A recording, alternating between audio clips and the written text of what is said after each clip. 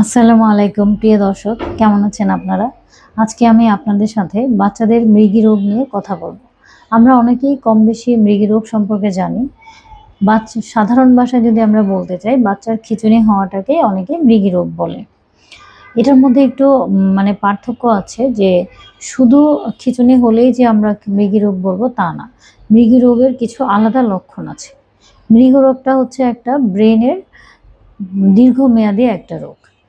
মৃগী রোগ হবে জ্বর ছাড়া অকারণেই যদি খিঁচুনি হয়, তাহলে আমরা সেটাকে মৃগী রোগী বলবো। আর হচ্ছে যদি 24 ঘন্টারও ব্যবধানে 2 বারের বেশি যদি তার খিঁচুনি হয়ে থাকে, তখন আমরা সেটাকে মৃগী রোগী বলি। সাধারণত একবার খিঁচুনি হলে পরবর্তীতে খিঁচুনি হওয়ার সম্ভাবনা থাকে প্রায় 60% মতো। এখন আমরা জানবো যে মৃগী রোগটা কেন হতে পারে।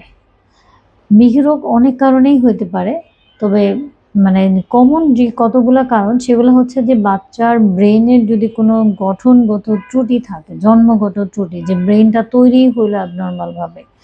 তারপরে হচ্ছে ব্রেনে কোনো আঘাত থাকে, যে জন্মের সময় তার কান্না করতে দেরি হয়েছে, সেটার কারণে যদি হয় তাহলে খিঁচুনি হবে। 2 নম্বর কারণটা হচ্ছে বংশগত বা জিনগত।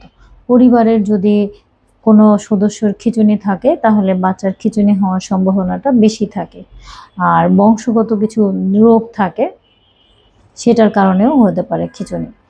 আরেকটা হচ্ছে যে ইনফেকশন, যদি ব্রেনে কোনো কারণে ইনফেকশন হয়, ইনফেকশনের কারণে যদি ব্রেন কোনো ড্যামেজ থাকে, সেখানে পার্মানেন্ট কোনো ড্যামেজ হয়ে গেলে সেখান থেকে খিঁচুনি তৈরি হতে পারে।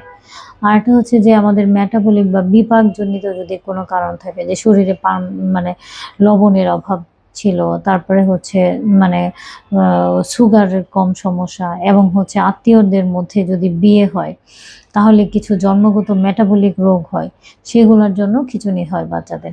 আর একটা হচ্ছে ইমিউন, যে আমাদের যেগুলোর হচ্ছে কারণটা নিজের বডিটাই নিজের রোগের কারণ হয়ে থাকে।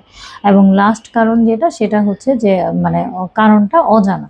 কারণ মেডিকেল সায়েন্সের অনেক কিছুই আছে যে এখন পর্যন্ত কারণ জানা যায়নি, সেটাকে আমরা বলি মৃগী রোগের কারণগুলো। এখন আমি আপনাদেরকে বললাম।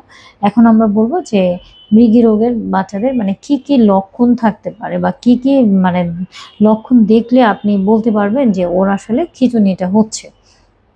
বাচ্চার প্রথম কথা হচ্ছে যে চোখগুলা হচ্ছে উল্টিয়ে যাবে, যে সে উপরের দিক তাকিয়ে থাকবে, অথবা একদিকে বাঁকা হয়ে থাকতে পারে। আর মুখটাও বাঁকা হয়ে যাবে, অনেক সময় মুখ কাঁপবে, পুরো শরীর কাঁপতে পারে, অথবা শরীরের যে কোনো একটা অঙ্গ কাঁপতে পারে। অনেক সময় দেখা যায় যে বাচ্চা কোনো কাঁপানি নাই, কিন্তু একদিকে এক দৃষ্টিতে তাকিয়ে আছে। তখন আমরা সেটাকে আপনি ডাকছেন, সে শুনছে না, কিছুক্ষণ পরে আবার সে শুনতে পেল। এবং সে যখন এক দৃষ্টিতে তাকিয়ে আছে, তখন তার হাতে যে জিনিসগুলো থাকে সেটা পড়ে যাবে।